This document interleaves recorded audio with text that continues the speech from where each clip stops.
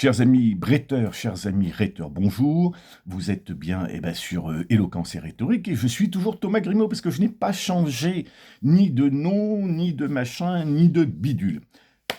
L'affaire, le drame, la mort, peut-être, sans doute, mais attendons de voir ce que donnera l'enquête de police, peut-être l'assassinat de ce jeune homme, Quentin, continue.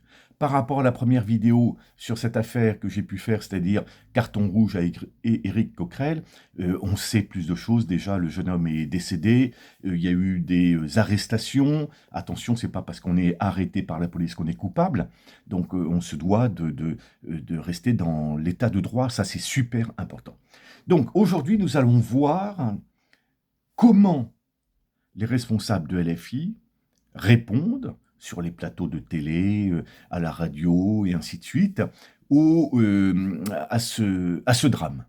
Et on constate que ce soit Mathilde Panot, M. Vanier, Bompard, Coquerel et compagnie, je vous laisse aller trouver sur le web leurs interventions, elles sont accessibles à tout le monde, d'accord? Et même sur la chaîne YouTube de LFI, il y en a.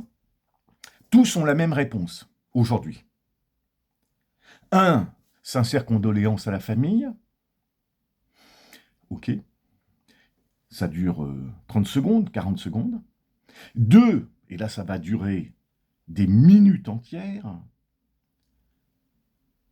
Nous ne faisons, parce que nous nous sommes attaqués, nous LFI, nous ne faisons que nous défendre.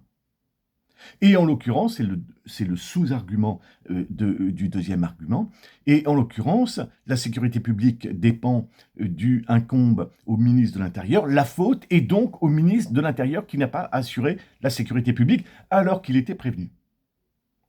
Donc, quelques secondes pour dire condoléances, et des minutes entières pour dire c'est pas nous, sont les autres. L'extrême droite, fasciste, ultra-violente, ultra-droite, machin bidule, et le ministre de l'Intérieur. C'est ça l'argumentation. Et donc nous sommes là pour juger, pour essayer d'apprécier la pertinence ou non de cet argument, de cet ensemble d'arguments, en rhétorique. La rhétorique, dans la première définition habituelle, c'est l'art de convaincre. Je préfère dire la technique et l'art de convaincre, mais convaincre, il y a un préfixe, ça veut dire vaincre avec, en partant des doxas, des opinions communes de l'auditoire, et non pas en imposant quelque chose. Bon, de le convaincre avec des arguments qui peuvent le toucher, des arguments rationnels. C'est l'extrême droite qui tue, c'est l'extrême droite qui est violente, c'est l'extrême droite qui attaque, et la sécurité publique incombe au ministre de l'Intérieur. Donc là, on voit bien qu'il y a deux arguments rationnels, et des arguments psychologiques, principalement le pathos, la prédisposition, ce que j'appelle, moi, la prédisposition psychologique de l'auditoire. Donc, techniquement, l'auditoire visé dans le chaos du moment, pour les militants LFistes, extrême gauche, ultra gauche, face à des journalistes qui vont poser des questions parfois, pas toujours, un peu agressives, face à des journalistes dont parfois, quand on les écoute, quand on les voit, on se dit qu'ils veulent se taper du LFI, mettre à mort, entre guillemets, pardon du terme, LFI, acculer LFI. Face à cela, est-ce que le discours de LFI est bon ou pas?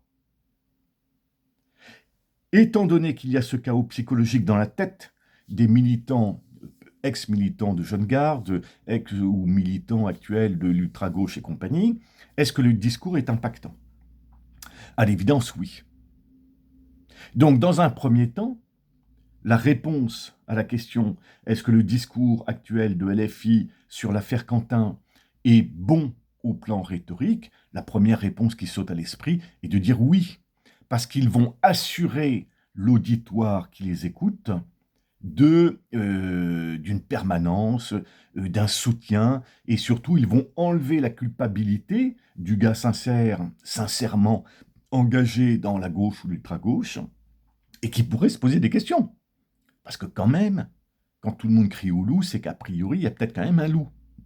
Donc, si le but est de rassurer cette population, le discours rhétorique LFiste aujourd'hui est bon, il est juste, il est impactant. Premier niveau de réponse. Mais si on définit, comme je vous invite toujours à le faire, étymologiquement, et puis papadé, et puis les petits dés, définition historique et définition subjective, voire subjectiviste.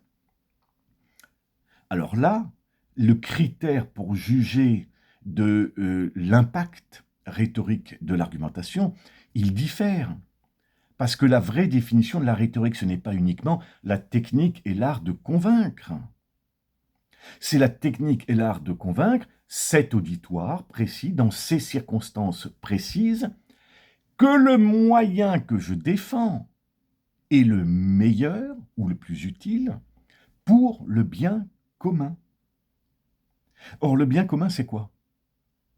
Le bien commun, ultimement, c'est la paix de la cité, la paix de la famille, la paix de la cité, du club de foot, de l'entreprise. La paix, c'est la jouissance totale et absolue qui se trouve où chacun est à sa place.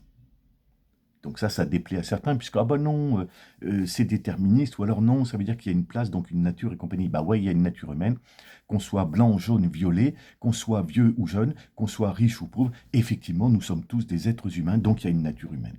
Ok. Le critère, donc, essentiel, se fait d'abord sur le bien commun.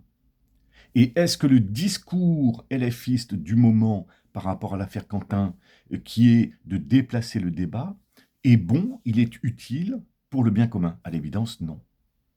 À l'évidence, non. Opposer sans réconcilier après. Opposer sans proposer une solution après, un moyen, pour réunir la cité. Opposer ultra-droite et puis les gentils LFistes qui se font attaquer, c'est créer de la dissension. Donc fondamentalement, en contre-argumentation rhétorique, on pourrait très facilement, dans un débat contradictoire, sur un plateau télé, éclater en 4 secondes et demie, allez, en 7 secondes 12, le représentant LFI. Par ailleurs, et là il y a une seconde contre-rhétorique à faire, profonde, réelle, et encore plus importante, me semble-t-il, et plus impactante, pour reprendre encore une fois le terme de Jean-Luc Mélenchon. Quand on passe à la télé, quand on passe à la radio, quand on répond à une interview écrite, de la presse écrite, ou sur les réseaux sociaux, peu importe, qui est l'auditoire? Puisque c'est la technique et l'art de convaincre cet auditoire, dans ces circonstances précises, que le moyen que je défends est le meilleur, le plus utile pour le bien commun. Est-ce que c'est une partie de l'auditoire ou est-ce que c'est l'auditoire?